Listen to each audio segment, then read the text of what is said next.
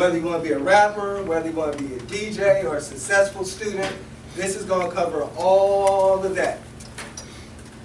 So, it's very interactive. So what's the definition of success? Does anybody have a definite? What's yours?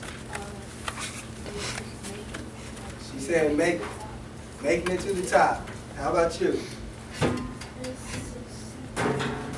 Just succeeding. Accomplishing all your goals. Well, I'm going to give us one to work with today, all right? This one's by a guy named Napoleon Hill. He defines success as, success is the knowledge to get whatever you want out of life without violating the rights of others and helping people acquire it. Does that sound fair? Everybody understand that? All right. So we're going to use that throughout this presentation. So we're going to talk about attributes of success. First, let's pick a person that we consider successful. Beyonce. She says Beyonce. How about you? Barack Obama. Barack Obama. C. Stone. Stone. How about you? Marshall Lynch. Beast Mode. How about you? Chief Keef. All right, those are all successful people. They're all successful in their own rights, right? So, what are some attributes that make them successful? He's a president. He's a president. Well, hold on. I got my presentation kind of out of order, so we're going to skip that question. And we're going to talk about what's an attribute, so we can all get on the same page. An attribute is something attributed as belonging to a person, thing, group, etc. A quality, character, characteristic, property, sensibility is one of his attributes. So meaning like Beyonce, one of her attributes will be determination. Because every time I see behind the scenes, she's practicing. I saw when she was little, she was running and singing. So what are some attributes of success? We got NBA players playing when they were, in high school, all their lives. Hard work. Hard work. There we go. That's an attribute right there. Hard work. Give me another attribute of success. Determination. What do you have? All right, somebody else. Let's get some more.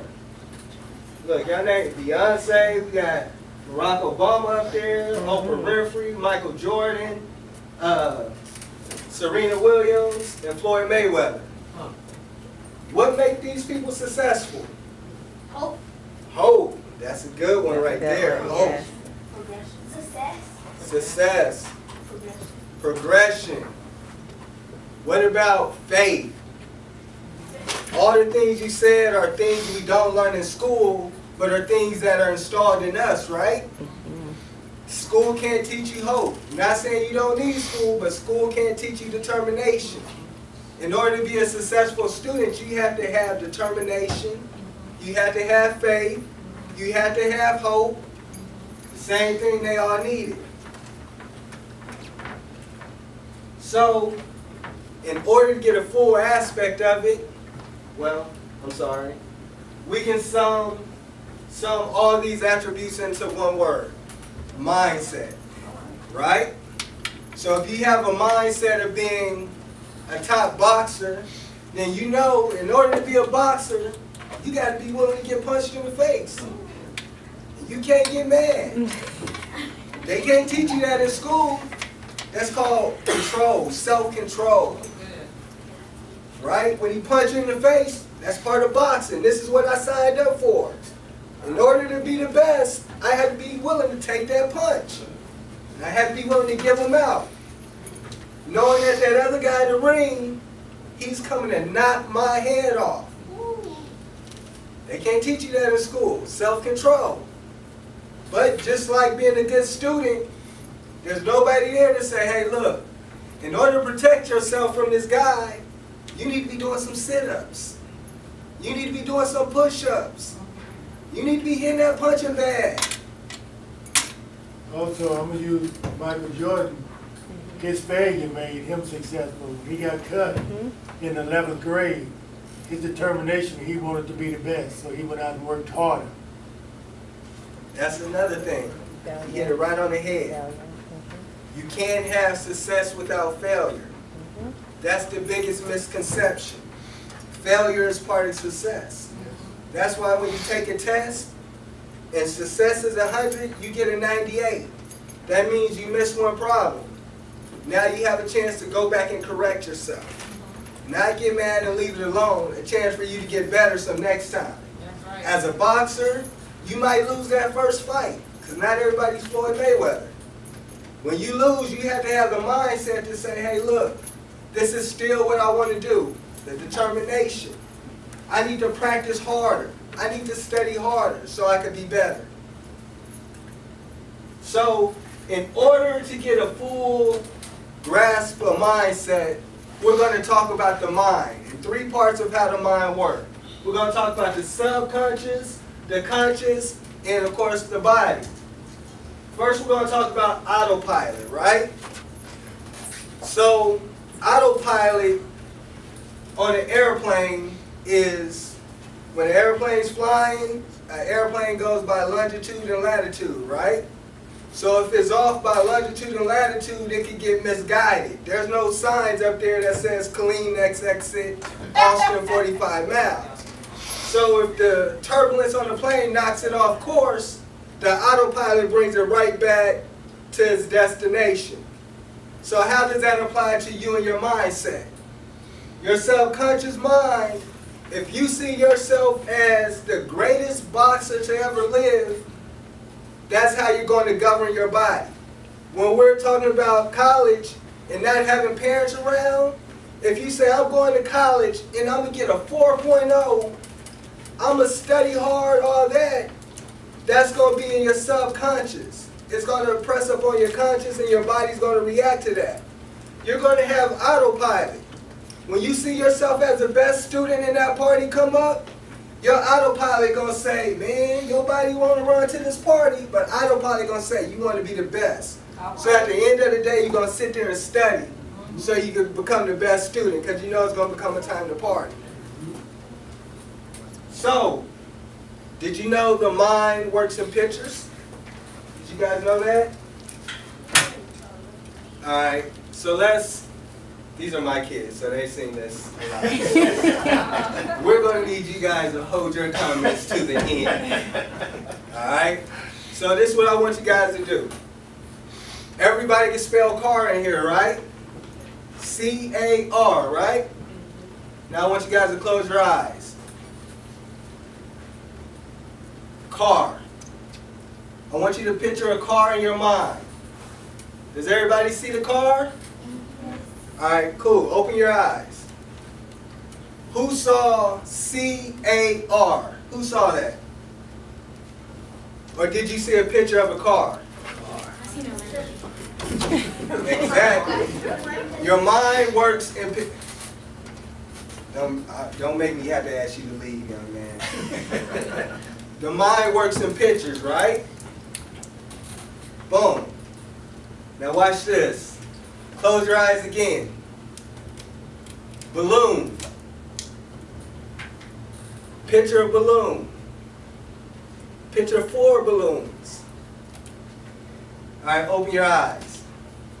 How many people saw this picture?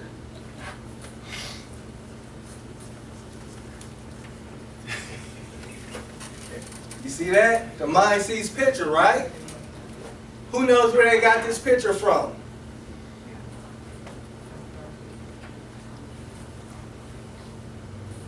You first. Your mind. Yes, the mind.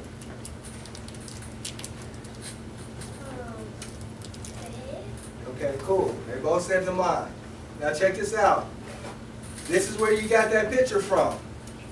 You guys physically don't remember it, but when we were all little, it was either mama, grandma, or the lady at the nursery rhyme with a flashcard that said balloon. balloon. This is balloon. Balloon. Everybody, we even do it with our little brothers and our little sisters, right? But remember, the mind doesn't see words. It sees pictures. And that's the picture that was on that card. Everywhere. So let's talk about what the mind looks like. Because if we have a picture of what the mind looks like and how it works, we can use it a little more effectively, right? Or let's think about a puzzle.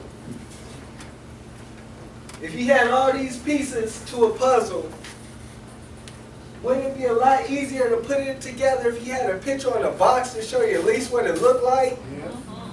Okay, we all on the same page. Yeah. So this is a simple picture or description we're going to use for how the mind and the body works. This is your conscious mind on the top, your subconscious mind on the bottom, and your body on the your body on the bottom. So we're going to talk about the subconscious mind. I know that's a little hard to see. But how many people remember the movie The Matrix? Ah, okay. Okay, you remember the green ones and zeros, the green things, boom, boom, boom? Okay. It's kind of how your body takes in information to make a picture. Your brain doesn't really understand balloon. It takes a whole bunch of information and gathers to a picture of what is described. So the subconscious mind, it controls the vibration of your body. That's what your body does. It controls your feelings. What's the five? No, I'm sorry. That's the wrong one. It must accept all information impressed upon it through repetition or emotion. And it's your emotional mind. I like speaking on it must accept all information impressed upon it through repetition or emotion. So this is where we set our autopilot. So if you tell yourself and you picture yourself as that great student, as the greatest boxer ever, that's how your body's going to react. Your subconscious can't tell the difference between a thought and reality, right? So if you're thinking something, your body accepts it as reality. Your subconscious does. So let's talk about the conscious mind. The conscious minds are your thoughts, your senses. It accepts and rejects ideas, impresses information and emotion upon your subconscious through repetition. So what that means is when somebody took that card and said balloon, balloon, balloon, and now when you close your eyes you see that balloon, that's a depiction of your environment and how it plays an impact on how you govern your life. Or if in your subconscious you can tell yourself, I'm the greatest boxer ever. But your conscious mind, when you go tell your friends and you tell them I'm the greatest boxer, they laugh at you. Your conscious mind is the one that says, well, maybe I'm not. Maybe I'm not this. Maybe I'm not that. So if you allow too much of those those conscious realities, those conscious words, those conscious ideas to impress upon your subconscious, then that's what you will become. Or, how about this? Have anyone ever heard, don't call yourself stupid? Don't call yourself stupid. Well, if you keep calling yourself stupid, your subconscious is going to believe you're stupid. Because it doesn't know that it's true or not. But you just keep thinking, I'm stupid, I'm stupid, I'm stupid. Every time you make a little mistake, it's it's human error to make mistakes. We all read the Bible and it tells us nobody's perfect. But now all of a sudden, we done heard we're stupid so much. When we make a mistake, that's how we take it, as we're stupid. So we run around making stupid ideas. Or let's use it in a positive way, right? When we're out playing basketball, and everybody's played basketball before, you know those days you make just all the shots. Boom, I'm on point, I'm on fire. So now, especially when you're playing against one of your friends and they can't beat you that day, it's like you got the juice, you beat them every time y'all play. Now, because your confidence is so high, you throw the ball over your head, it just go in. Everything you're doing is just going in. Because your subconscious like, man, I can't miss. I'm a beast. When Marshawn Lynch is running through the hole, can't nobody tackle me. So when he gets hit, I'm not going down. That's what he's used to. That's what he's thinking. That's what he's trained his body to take. When Floyd Mayweather's boxing, he said, I'm going to be the best. Part of being the best is knowing I'm going to get hit. So when they hit, it's okay, it's part of the game. I'm going to keep going. I'm going to work on not getting hit. I'm going to be the best on not getting hit because I don't like it, even though it's part of the game. So I'm going to study on how not to hit, not get hit, but hit at the same time. So your body, of course, it reacts. It reacts to whatever the conscious pressed upon the subconscious. That's how your body's going to react. So that day, you beat your friend in basketball, everything's going in. Well, guess what? You always had the opposite of that day when nothing goes in. And if you played on the basketball team, your coach always said, keep shooting, don't worry about the miss. You got to forget about it. Because if you keep that miss on your mind, you're going to keep thinking, well, every time I shoot, I miss. Every time I shoot, I miss. Every time I shoot, I miss. So what's going to happen? Every time you shoot, you miss. Y'all want me to tell you a little secret to that in basketball? When you're going through a shooting slump, they call it, take some time out in your room, in the gym, close your eyes, go through your form, picture yourself, the ball going in, nothing but net, all the time. Do that for about 2 to 3 minutes. Just picture it going in perfectly.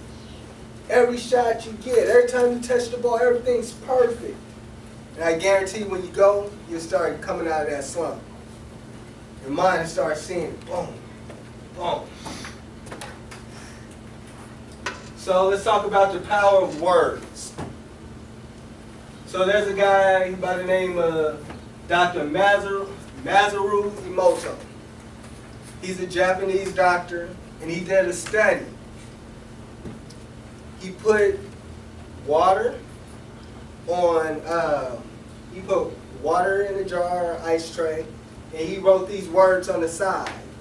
So he wrote thank you on the side right here, heavy metal on the side right here, you make me sick, I will kill you right here, love and appreciation right here, Mother Teresa, Adolf Hitler. And he froze those words he froze the ice tray with those words in it. They all came from regular tap water. When he went back when they froze and looked at them under the microscope, they all took different forms. Again, this is all a part of a series. What we'll do is we'll take some baby jars, we'll do the same experiment, we'll take rice, put water in it, and we'll label the jars with positive words, some negative words. And the rice is going to grow fungus. But we're going to look at how the fungus grows, right? Words have vibrations. Words have energy. That's why they say watch what you say to people. Words can kill. That's those things. But because these words have energy, they really change the vibration of water.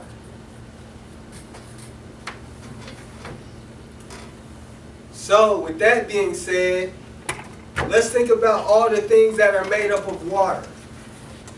Your body is over 70% of water.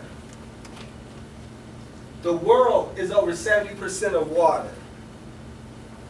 So that means if you're putting positive words in your mind, thinking positive to yourself, you can change your whole body. You can change everything around you, how you perceive things, how things actually happen. conscious mind that you're going to be a successful DJ. Now that 70% water in your body, you know, took hold to that. So now your body and your mind is all working to be a successful DJ. Then we have the mastermind principle. Remember, the definition of success is being able to get what you want out of life without violating others and by teaching others to do the same. Or teamwork make the dream work. There's no I in team. Those are all those same success leads clues principles. But let's apply it to everybody likes hip hop. Everybody knows who Rick Ross is. Everybody knows who P. Diddy is. Puff Daddy. Okay, y'all see sometimes they work together, right? They formed a team. Michael Jordan, he had somebody to pass him the ball. Or if you look at LeBron James, he's only one position on their basketball team. Sometimes his responsibility is to just run down court and somebody else's is to dribble up the ball. But together they make the whole thing happen. So I have a picture, you can't really see it, Captain Planet in the background. And did anybody watch Captain Planet? You don't know what it is? I know what it is. Oh. Does anybody know what they said when they put their rings together? When our powers combine, right? When our powers combine, so if you're a great passer and you a great shooter, and my man over here is a great dribbler, and then we have a big man right here, he's really tall, we all bring a talent to the circle where we can all benefit each other if we work together, right?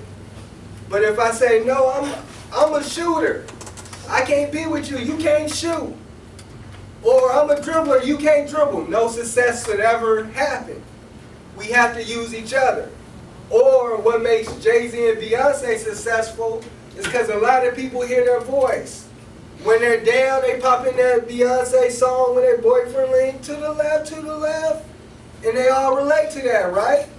Or when she come on 7-Eleven, throw your hands up. Everybody throwing their hands up because they're in a good energy and a good space. She's entertaining people, a lot of people. So what you have to do to be successful is help a lot of people. When you're going to school, you're becoming the best doctor, the best college student, whatever that degree is, so when you get out, you can help somebody.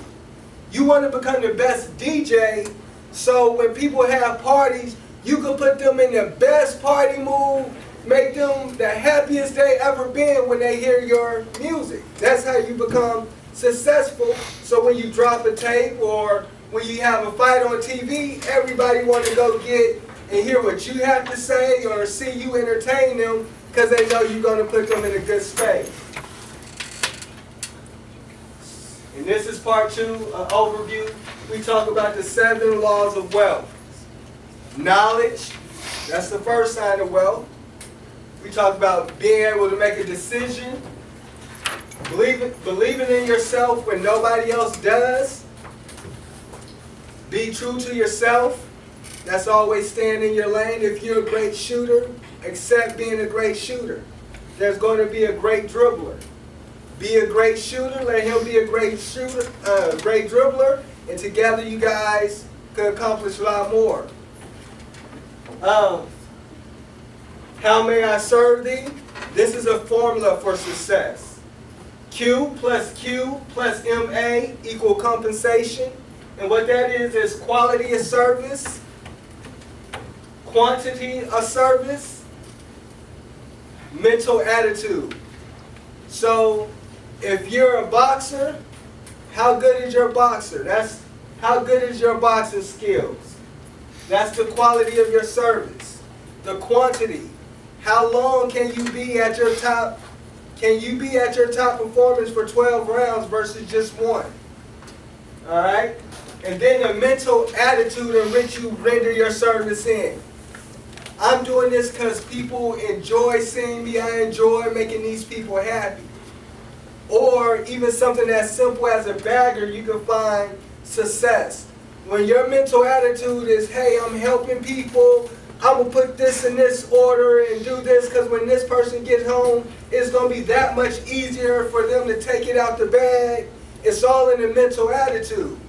Even when you have your teammates and you passing them the ball. Or you helping somebody with their homework. Are you helping them with the attitude of, oh man, they always got questions and they don't never get nothing. Or are you helping them in the attitude of, okay, look, we're going to figure this out. That way you can get better and you can help somebody else. Because once you help them, they're going to help somebody else. They're going to help somebody else, and they're going to have that same patience you displayed with them with somebody else. They're not going to get frustrated because they're going to remember how patient you was with them. So now the quality of your service and the quantity of your service just went up through people. Then we have being business for yourself. In the Bible, that talks about the fruits of your labor, the works of your hands. Or, I like to say, God all gave us a talent, right? So once we learn how to tap into that talent, whether it's a great draw or even something as simple as a great drawer. God said He gave you that talent, that ability to draw, so there's a way you can make a living off of it. But you have to understand the rules to it. Then, make money grow. The difference between making money and earning money. And thank you guys for your time. That's it.